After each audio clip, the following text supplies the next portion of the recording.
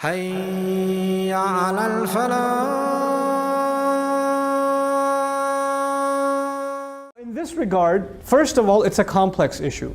Second of all, there are tons of ayat, not one or two ayat. There are literally dozens of ayat on the concept of al-musibah.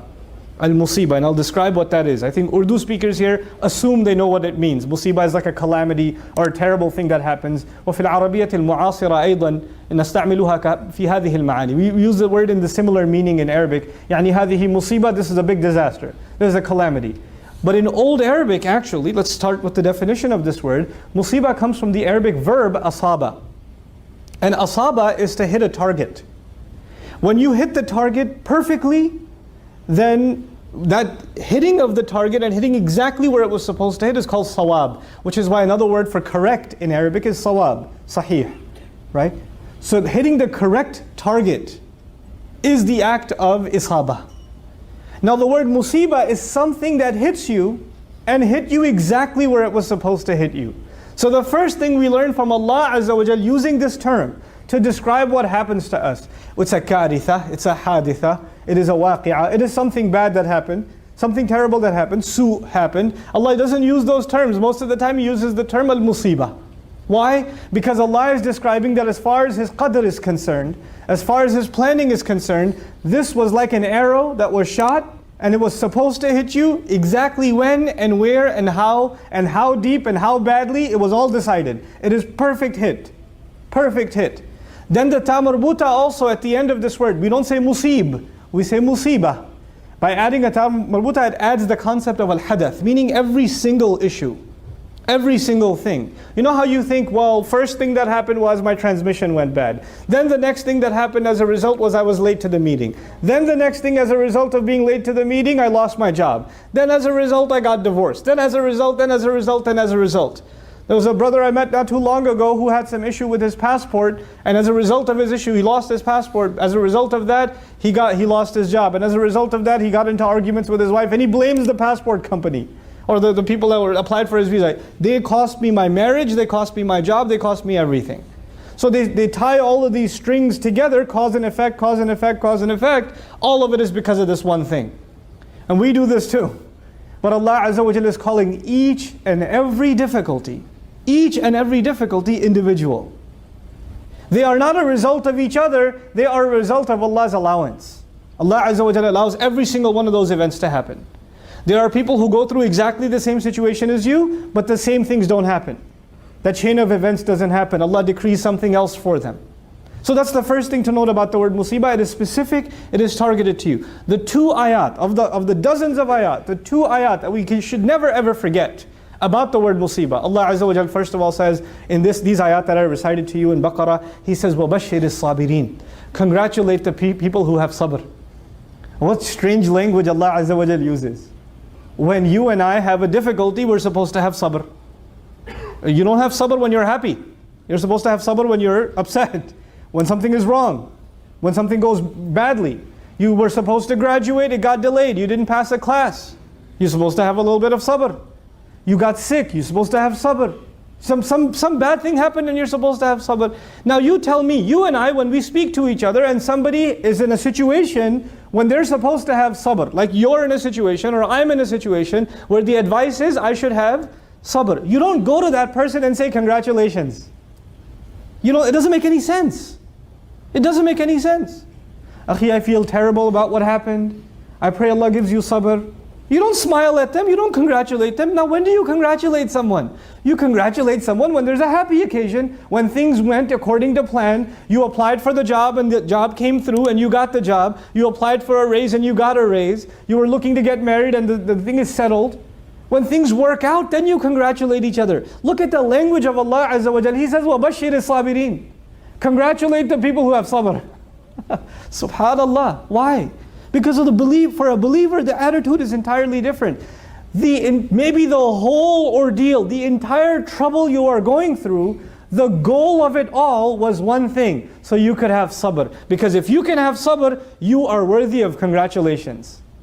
We think the goal was this thing you were going to get in dunya. Maybe I thought the goal was to get the job. Maybe I thought the goal was to make the sale. But maybe to Allah, the real goal is you are going to learn sabr.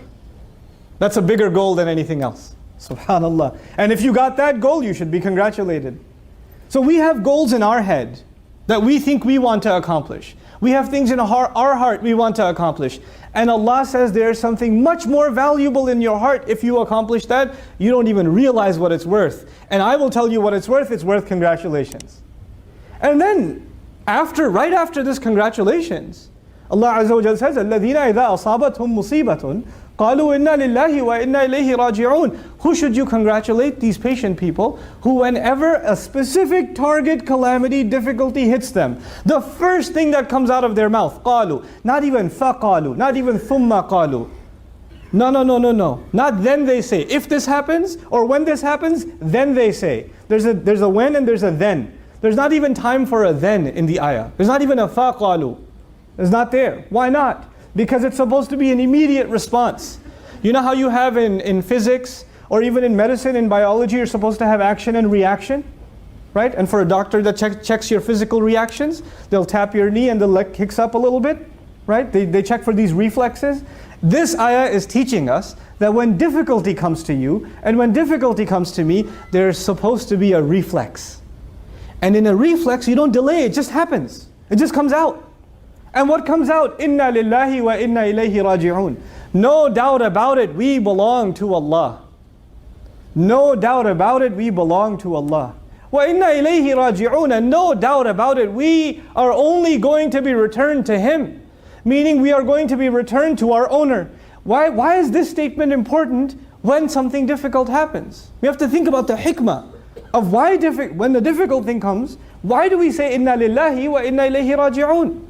When you hear about some bad news on the phone, why is it the first time, the moment you say inna lillahi wa inna ilayhi raji'un, first of all understand that if you do that, there's a real gift in it for you. In the Quran, there's a gift in it for you. First I want to share this gift with you. You know what that gift is? In this ayah, Allah Azza wa Jal, in the ayah before, when I told you He commanded to congratulate the believers, Al-Amr fil Mufrad, La wabashiru as-sabirin, Qal wabashir as-sabirin fil Mufrad. It's singular. Congratulate the ones who have sabr. And that congratulations is singular. When Allah commands in the singular, it is actually a direct command to Nabiullah sallallahu alayhi wasallam. Meaning Rasulullah sallallahu alayhi wasallam from his mouth is supposed to congratulate those who have sabr. And Allah Azza wa Jal now, and by the way, after this ayah, whoever says inna lillahi wa inna ilayhi raji'un, may Allah make us of them when we are standing on Yawm al-Qiyamah, maybe we be among them who the Rasul of Allah sallallahu alayhi wasallam congratulates. Because this ayah is about the Rasul congratulating anybody who does this, alayhi salatu wassalam. And we want to earn his congratulations. You know, when your family says congratulations to you, it means one thing. When the principal of the school congratulates you, it's something else. When the dean of the school congratulates you at the inaugural ceremony, it's something else. When Rasulullah sallallahu alayhi wasallam will congratulate as-sabirin, and Allah has commanded him to do so, then we want to be from these people. That's the gift in this ayah. So now in this regard, first of all, it's a complex issue. Second of all, there are tons of ayat, not one or two ayat. There are literally dozens of ayat on the concept of al-musibah. Al-musibah, and I'll describe what that is. I think Urdu speakers here assume they know what it means. Musibah is like a calamity or a terrible thing that happens.